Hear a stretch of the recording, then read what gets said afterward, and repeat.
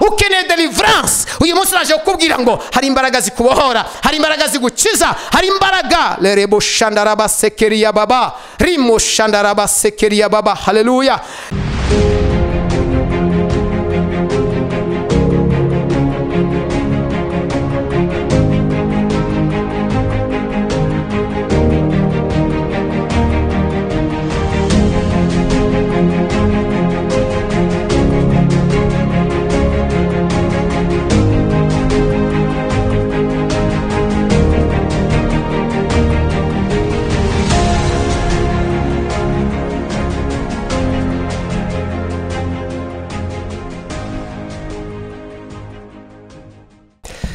dukomeje kubaha ikaze cyane mu Mpuhwe TV nkuko musanzwe mumenyereye. Ni Clement Bagemahe, tugaruka buri munsi rero tugenda tubagezaho ijambo rikiza, buri munsi rigenda ribageraho.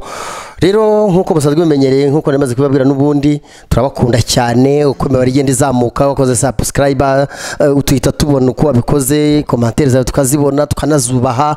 Turabakunda cyane mu twandikije, iyo wanditse ngo mukosora ibi mukomerezaho, turabaza iki, burya biduha kongera gutegura ibindi byinshi kugira ngo dukomeze kugenda dutera imbere mu byo tugenda tubagezaho, ndetse nuko wifuje ko dukora.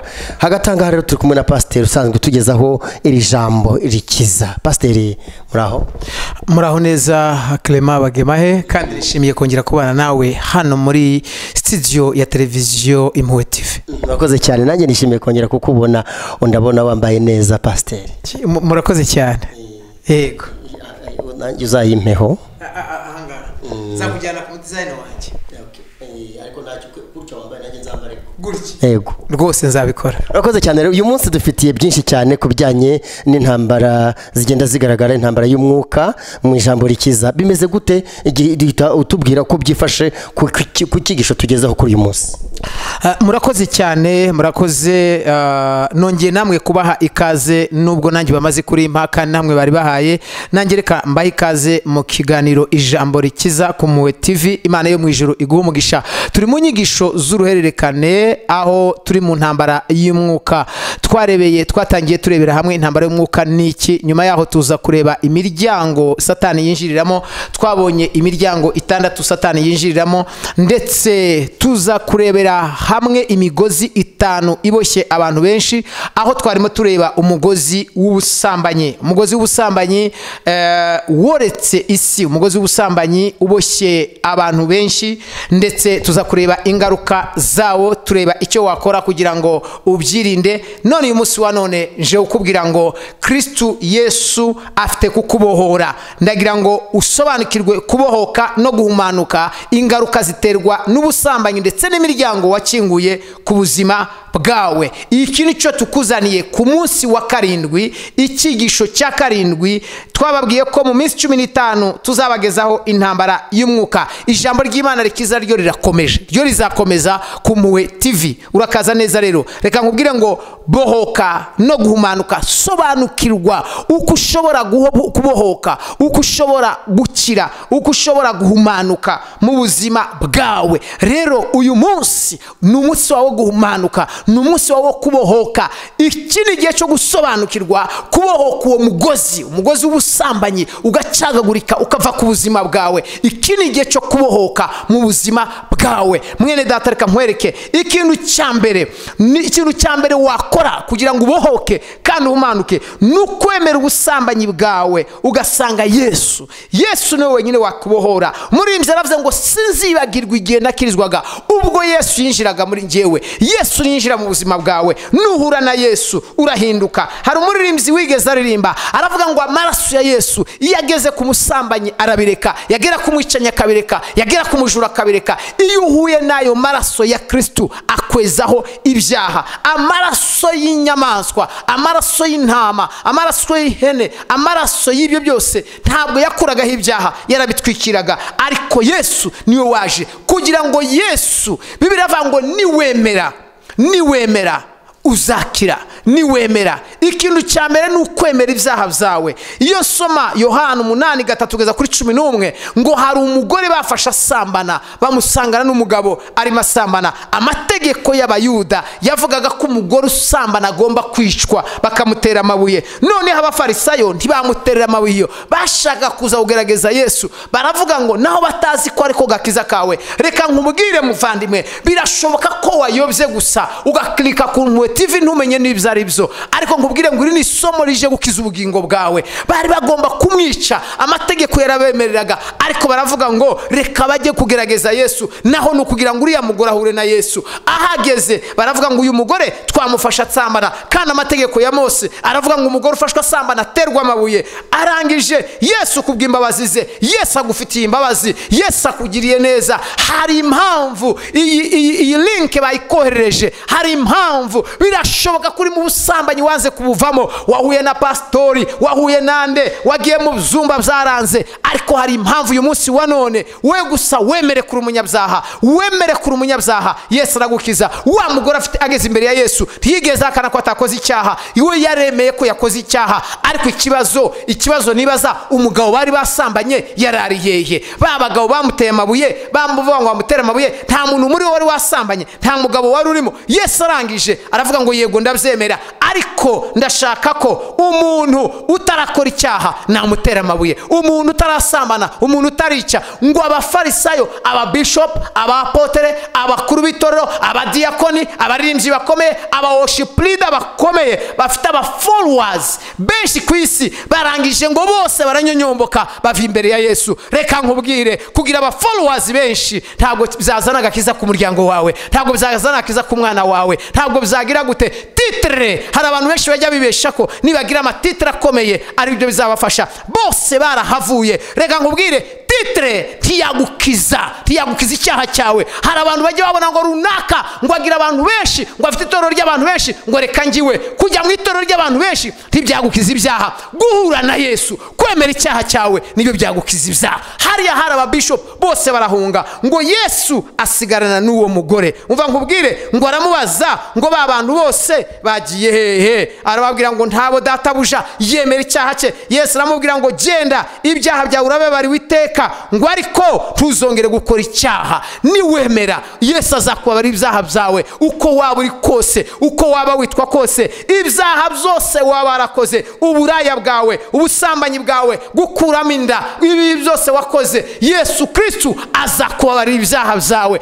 Ibi byose bwa busambanyi twavuze, nkwibutse, niba uri mukurikirira isomo rikugezeho utarakurikiye andi 6, subira inyuma. N'inyigisho z'uruhererekane bizagufasha kubohoka, bizagufasha gukinga imiryango, bizagufasha guhagarika bimwe na bimwe. Hari ibintu ushobora kuba ukora wumva atari ikibazo, ariko uyu munsi wa none reka nkubwire ngo Yesu arakubwira ngo igendere ubabarirwe ibyaha byawe. Icya kabiri ugomba gukora mu buzima bwawe, atura ibyaha byawe, atura. Luka 7:37 ugeza kuri 50. Uyu mugore Yesu amaze kumubwira ibi, kugira ngo ubohoke harimo kwatura. Kwihana ni kimwe, kwemera ibyaha byawe. Iyo wihanira umutima wawe ukicuza mu mutima wawe, ariko tera intambwe usange Yesu. Abahagarariye Yesu n'abashumba, tera intambwe usanga umushumba wawe, tera intambwe. Wambaza ngo ariko iyo ngiye kureba umushumba wanjye ashobora guhita ambwira ngo ninjye mu badiyakoni kandi ari we nashakaga. Kenshi niko bimeze, ni amabwiriza y'itorero sinayarengaho, ariko njyewe Sebineza simbyemera. Yesu Kristo ajya tubabarira ibyaha byacu, tukamusanga, tukatura ibyaha byacu, tukatura ibicumuro byacu, tukatura ibyacu. Asanga Yesu, haleluya. Ahageze aramumenaho amavuta, aratura. Yesu aravuga ngo uyu yakoze ibyaha byinshi, ndamubabariye. Yesu Kristo aramubabarira. Arangije, Yesu niwe wenyine ukubabara ibyaha byawe. Nuba warakoze ibyaha, sanga umushumba. Nubura n'umushumba uzanyandikire. Mwene data, ku Mpuhwe TV bashiraho nimero yanjye, iriya nimero ni yanjye, uzanyandikire. kandi nzagusengera. Isenganye n'abantu benshi bari barabaswe no kwikinisha, bari barabaswe n'ubusambanyi, bari barabaswe no kurota basambana, bari barabaswe n'uburaya. Ubu n'abakozi b'Imana, ubu barimo barakorera Imana. Reka nkubwire Abaroma 10:9 kugeza ku 10 haravuga ngo niwatuza akanwa kawe kuko Yesu ari umwami, ukizeza umutima wawe ko yazutse, nawe uzakizwa. Kuko umutima umuntu niwo yizeza uremera, ngo ariko akanwa niko watura ibyaha byawe. Icya gatatu ugomba gukora, egera umukozi w'Imana agukorere deliverance. Egera umukozi w'Imana. Luka 8:3 nanone hariya mu Bakorinto 5, Abakorinto ba 2:5-14 ijambo ry'Imana riravuga ngo Yesu Kristo yamukuyemo abadayimoni. Egera umushumba azagusengera uvemwe abo badayimoni. Hari umusore numva ashobora kuba narigeze mbabwira wari warabaswe n'ubusambanyi, yegera pasiteri we aramubwira ngo njyewe ndi imbata y'ubusambanyi, sinya nkora imibonano mpuzabitsina, ariko nkora icyaha cyo gusambana n'abagore mu mutima, ndabifuza. Nta mugore ujya imbere, ndi umuworship leader, ndi umuririmbyi, nyobora abandi, ndi umudirija, kandi ndahimbarisha Imana, ariko mfite icyo cyaha. Pasiteri aramusengera abona umubare 48. Aramubaza ngo ese uyu mubare ugenda utekerezeho. Aragenda barabagore yaryamanye nabo asanga ni 48. Aragaruka afata yitatu amasengesho y'iminsi 3 na pastori aramusengera, abadayimoni bamuvamo. Hari abadayimoni bagutera ubusambanyi, hari abadayimoni bari muri wowe. Ukeneye umushumba, egera umushumba akurambikeho ibiganza, urabohoka. Bibiliya iravuga ngo Maria Magdalena wari wuzuye abadayimoni 7 bari bamuboshye. Yesu aramusengera amuvanamo abo badayimoni, arahumanuka ava mu uwo mwuka watumaga agenda asambana, ahinduka intumwa, ahinduka umwe mu bigishwa ba Yesu. Ngo mu bagore mu bagore bajyanye na Yesu, uyu mugore yararimo. Yegera abakozi b'Imana, egera umushumba agukore deliverance, akuvanemo abo badayimoni b'ubusambanyi. Icya kane ugomba gukora no kwiyiriza ubusa no gusenga. Yakobo 4:4 kugeza ku 10 iravuga ngo yemwe abasambanyi namwe abasambanyi kazimwe, ngo nimugende mwinire muboroge, mwiyirize ubusa, musenge, mwiyirize, mwatura ibyaha byanyu, murwanye Satani. Iyiriza, watura ibyaha byawe, urwanye ubusambanyi, urwanye icyo cyaha, urwanye uwo mwuka. Ubusambanyi ni umwuka, icyaha ni umwuka. Reka nkubwire, iyiriza. Ntushobora kwirukana abadayimoni batumva batavuga. Iyirize abo badayimoni bakuvemo mu izina rya Yesu. Niwiyiriza. Wumvise wa musore baragiye bariyiriza na pastori, barasenga, birukana abadayimoni. Nyuma yaho wa musore yarabohotse, ngo akazajya abona umukobwa wese akabona arasa na mushiki we. Ntiyigeze wowe mushiki wawe aracaho ugatangira kumwifuza, ugatangira kumusambanya, ugatangira kumuheheta, uheheta abanyogosenge, uheheta abande. Tushaka kumenya amasano mufitanye kugira ngo uzajye ubasambanya, uheheta abana bawe, wuzuye imyuka, ukeneye deliverance. Uyu munsi naje kukubwira ngo hari imbaraga zikubohora, hari imbaraga zigukiza, hari imbaraga. Lerebo shandaraba sekeria baba, rimo shandaraba sekeria baba. Haleluya. Icya gatanu, saba Imana umutima mushya. Saba Imana ikuremera umutima mushya. Saba Imana ikuremera umutima wera, kuko uwo mutima wawe uranduye, umutima wawe uranduye. Saba Imana ikuremera umutima wera. Zaburi ya 51:12 Dawudi aravuga ngo Uwiteka ndemera umutima wera, undemere umutima ukomeye. Yohana 2:12 kugeza ku 13. Yoheri 2:12 kugeza ku 13. Ijambo ry'Imana riravuga ngo Dawudi aravuga ngo ndemera umutima mushya. Muri Yoheri haravuga ngo nimugarukire Uwiteka n'imitima yanyu yose, ngo kandi murire muboroge, ngo imitima yanyu ariyo mushwanyaguza. Cyanyaguza umutima wawe. Mu mutima w'umuntu niyo hava mu busambanyi, niyo hava mu bitekerezo bibi, niyo hava guheheta. Shwanyaguza umutima wawe, usabe Yesu akuremera umutima wera, usabe Yesu akuremera umutima utari mu busambanyi, utarimo karande y'iwanyu, utarimo ukomoka kuri so musambanyi, nyoko w'umusambanyi, wavutse mu buryo butateganijwe. Iwanyu bashaka abagore benshi, nubwo washatse umugore umwe tuhazwa nawe, uwo mwuka ukuvemo mu izina rya Yesu. Ufite ibibazo bitandukanye, ushobora kufite ibibazo, ariko nkubwire mwene data, nkwibutse kwiri jambo tirizakugarukireho, uzarisangiza abandi. Ariko mbere ibyo bibazo ufite, reka umunyamakuru wacu w'Impuhwe TV akubariza ibibazo. Imana igumugisha. Hakoze cyane pasiteri aracyakomeje n'ikiganiro gikomeye cyane aho asindagira bigakomera ati kubohoka no ni birebire cyane ingaruka z'ubusambanyi azitsiragiyeho cyane. Clement rero nagarutse nje kubabariza ariko nawe mujye mubazaho muri commentaire.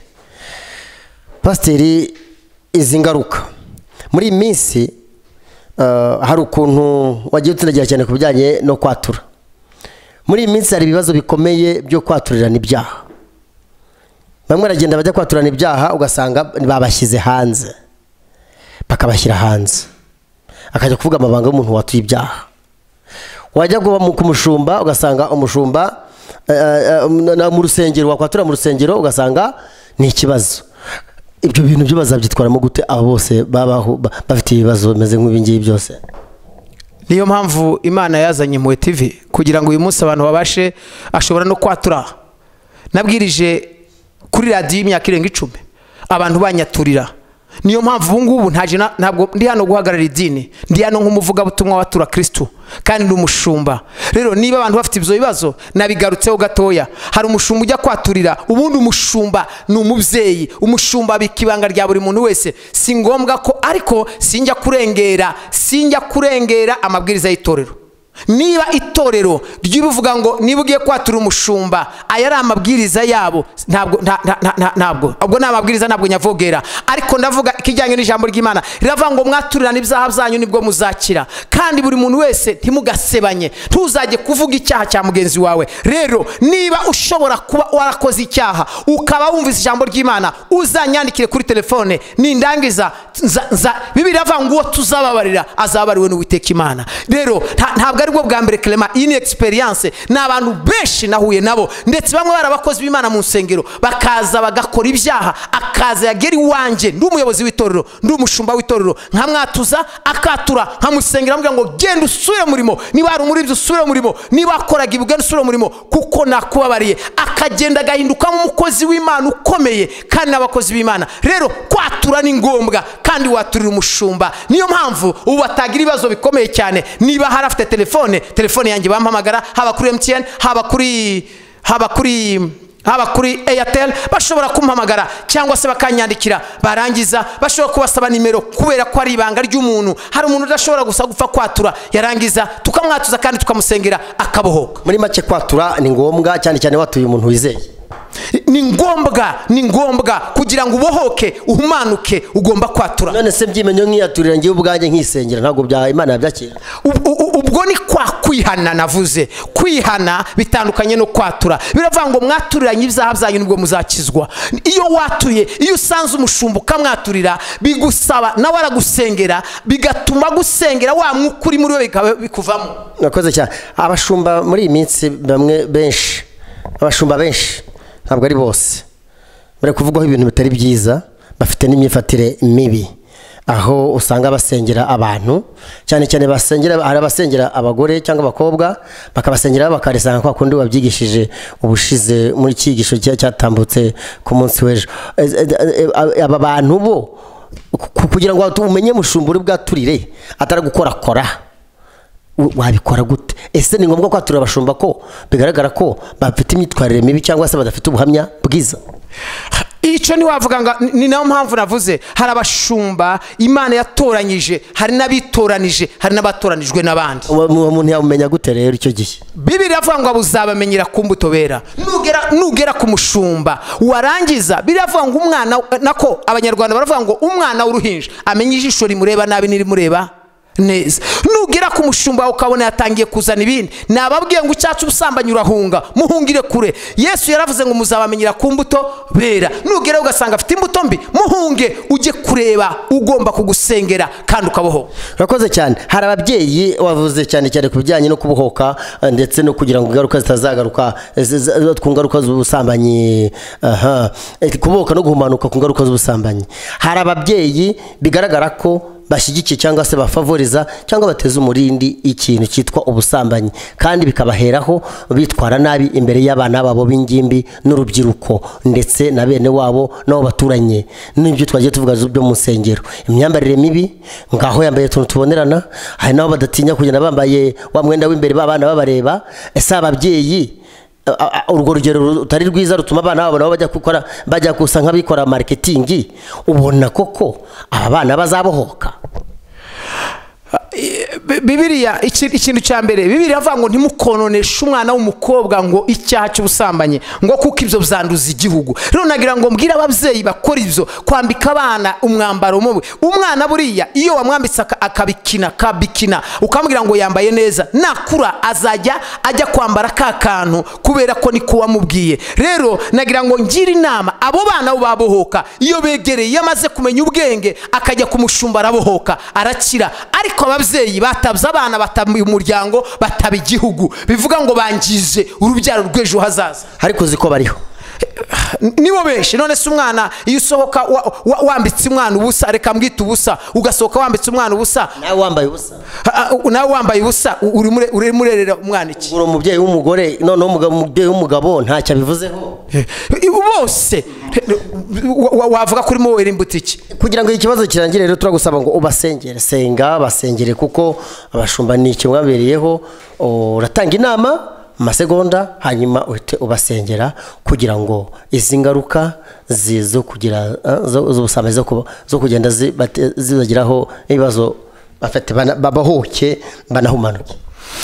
Inama nakugira mwene data kugira ngo ubashe kubohoka no kwemera icyaha cyawe. Nuka kabiri, wature, tera intambwe, wature kandi wature umushumba uzi neza ko afite ingeso nziza. Icya gatatu, sanga umushumba agusengere akurambitseho ikiganza. Icya kane, umushumba azakwirukanamo abadayimoni, agusoremo abadayimoni. Icya gatanu, ndagira ngo wiyirize kandi usenge, uhindukire n'umutima wawe, wiyirize kandi nurangiza usaba Imana ikuremera umutima mushya. Imana iyo yaguha umutima mushya, pastor ntiyaguha umutima mushya. Imana iguha umugisha kandi Imana ikugirire neza. Reka ngusengere. Data, mu izina rya Yesu Kristo w'i Nazareti, ndambuye ikiganza mwami kuri mwene data wemeye kwatura, wemeye kuva mu byaha. Reka amaraso yawe mwese kandi amutunganye. Sura muri isengesho mwene data, vuga ngo mwami Yesu, ndaje imbere yawe, umbabarire ubusambanyi bwagendeyemo bwose, ndabwatuye mu izina rya Yesu, umbabarire. Urakoze Yesu. Reka muri kano kanya ngusengere, wakire guhumanuka. Yesu Kristo yaravuze ngo ugomba guhumanuka. Umukozi w'Imana